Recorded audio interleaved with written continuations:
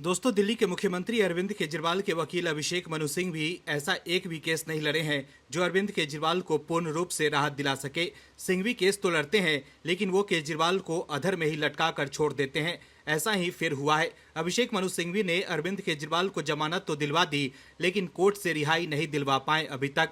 और जब कानूनी पेच फंसा तो सिंघवी तिल मिला गए। अभिषेक मनु सिंघवी विपक्ष के चहेते वकील बन गए हैं। विपक्षी नेता जब फंसते हैं तो सिंघवी के पास पहुंचते हैं और सिंघवी मोटी रकम लेकर उनका केस लड़ते हैं।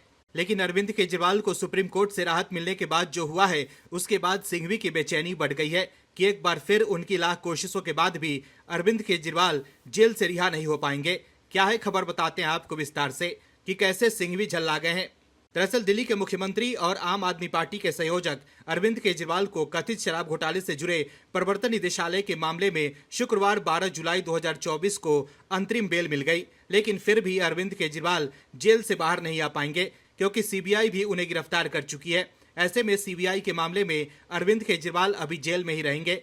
वहीं सुप्रीम कोर्ट की ओर से ईडी के मामले में अरविंद केजरीवाल को राहत मिलने के बाद उनके वकील और कांग्रेस नेता अभिषेक मनु सिंघवी का भी रिएक्शन आया है। सोशल मीडिया प्लेटफॉर्म एक्स पर अभिषेक मनु सिंघवी की ओर से पोस्ट के जरिए कहा गया है कि अरविंद केजरीवाल को सीबीआई की ओर से गिरफ्तार, जिसे मैंने इंश्योरेंस अरेस्ट करार दिया था, यानी हमारे तर्कों और उनकी कमजोरियों को जानकर किए जाने के बाद सरकार ने प्रतिकूल आदेश, जैसा कि आज सुप्रीम कोर्ट की ओर से फैसला आया है, की आशंका जताई और इसलिए सीबीआई ने पूरे 1 साल बाद अरविंद केजरीवाल को गिरफ्तार किया।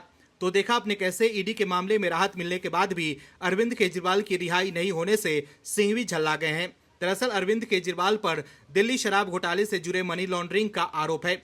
उन्हें अंतरिम जमानत ईडी के केस में दी गई है, जबकि देश की सबसे बड़ी जांच एजेंसी सीबीआई का एक केस अलग से उन पर चल रहा है। सीबीआई उनसे एक अलग मामले में पूछताछ कर रही है, यानी अरविंद केजरीवाल ईडी वाले मामले में राहत के बाद भी जेल से बाहर नहीं आ पाएंगे।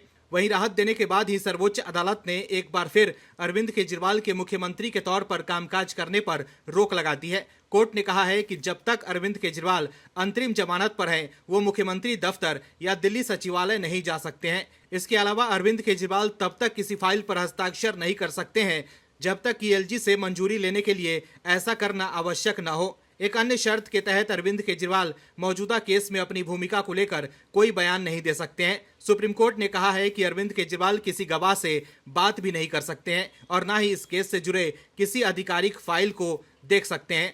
तो देखा आपने कैसे सुप्रीम कोर्ट ने राहत तो दी है, लेकिन मुख्यमंत्री के तौर पर अरविंद केजरीवाल काम नहीं कर सकते हैं। Bureau report, OMH news. और भी वीडियोस देखने के लिए चैनल को सब्सक्राइब करें और बेल आइकन को दबाएं।